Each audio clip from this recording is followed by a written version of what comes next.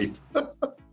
So I can't remember the data well enough to cite it with perfect accuracy. So, but look, so there's young people, they go off to university and they're looking for this sense of involvement that you just described.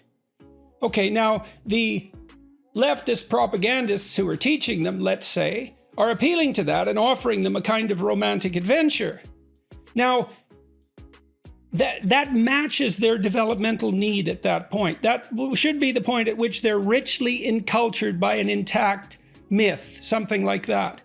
Well, the fact that that isn't being provided in a credible manner is what lays young people open to this kind of propaganda. So it still takes me back to the failure of liberalism and... Right.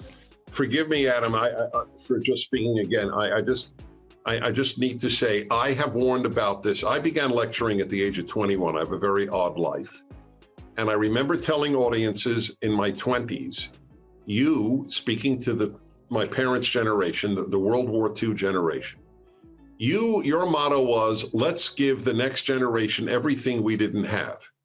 And specifically material, wealth, education, and peace. And the problem is, you didn't give us what you did have. I knew this in my 20s. My parents did give it to me. It's not my parents. But the World War II generation did not give their children Americanism or Christianity in any coherent manner, and we are living the consequences. Okay, so justify that. Why would you point to Christianity, for example? Look, I'm a Jew, but it's a dominant religion of the West and certainly of the United States. If Christianity failed in Europe and we got Nazism, fascism, and communism. What's going to happen in America when Christianity fails? Yeah, well, I've been talking to some of the people associated with the rational atheist movement, and what I'm seeing there is some realization that whatever comes up to replace the religion that they decried is going to be a hell of a lot worse than the religion that they decried. That's right. And it makes me think too, that there really is a... Go ahead, Adam. What we get is wearing masks outdoors and copious amounts of hand sanitizing, even when it's unnecessary. I mean, that is... Right. What COVID has taught us, that this is the new religion. It transcends science in many cases. Guys, I've got to jump off because I have to begin my podcast. But I thank you so much for having me, Jordan. Adam, it's a pleasure talking to you. And I hope we can have you on my show sooner than later, because I always enjoy speaking to you, and I'll leave it in the very capable hands of Dennis Prager now. I'd like that. So let's arrange that, okay? I'd like to do that. Okay. Please. Okay. Thanks, see you, Adam. Bye. Thanks, Adam. Thanks. So let's go down the religious route a little bit.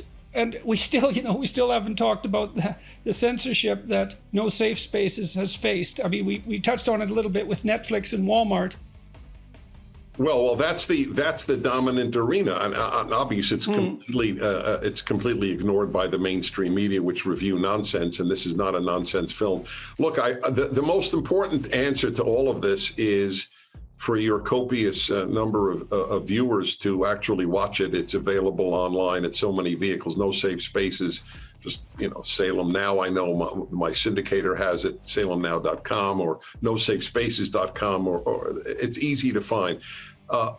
We have to.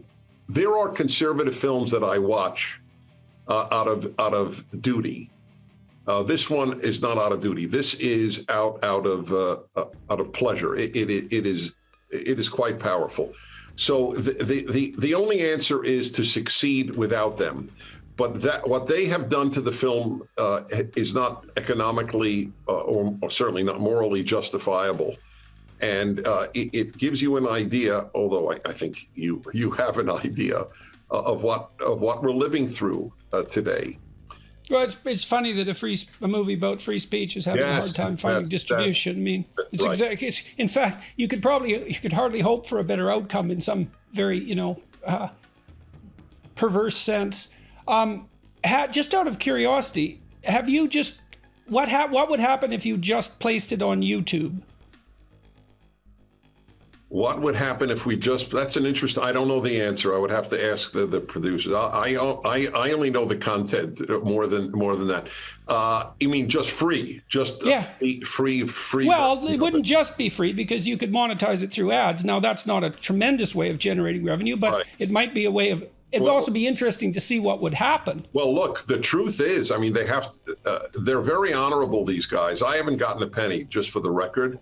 I didn't do this for money to begin with. I would have been happy to make money. I'm not anti-money, but I didn't do it for money. I did it because I believe so strongly in the message and the greatness of the film. But their first thing was to repay the people who did invest in the film. And that's, I know. So that's one economic constraint that can't be shaken so easily. That's right. It was an expensive film. As people will see, it is really well done. But we're living, I mean, Jordan, we're just living in a different world. I'll give you a great example. You'll find this fascinating. I was on Bill Maher's program. I know you've been. I was on a year and a half ago, right before the lockdowns. I never say, by the way, COVID. I always say lockdown. And I was on it October, actually. The lockdowns began in February or March. So he was talking about how much Donald Trump lies. And I said, you know, as much as you think he lies, it doesn't compare to left-wing lies. He says, really? Like what? And this is, by the way, you could see this. Anyone could see this on YouTube.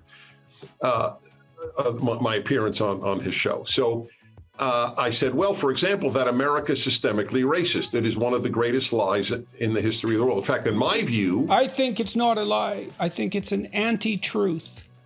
Because lies just slip by, right? An anti-truth is a lie that's so egregious that it's the opposite of what's true. I love it. I will cite you, and I will always cite you. I will never claim that I made up that term. That's great. So, in fact, you will like that what I have said and written. I taught Jewish history at Brooklyn College, and I've written books on Jewish history. So I have said that this is the greatest national libel since the blood libel. The medieval blood libel, for those of your viewers who don't know, is when Christians accused Jews in the Middle Ages of killing Christian children to use their blood to bake matzah for Passover, which was equally evil and absurd. Massive numbers of Jews were tortured to death as a result, and all of the Jews of England were expelled from the whole country as a result of that libel. The second greatest national libel, in my opinion, is that America is systemically racist. America is the greatest attempt at non-racial, multi-ethnic, multi-racial country in the history of the world. And one of the... Okay, but you don't deny the existence of racism or prejudice.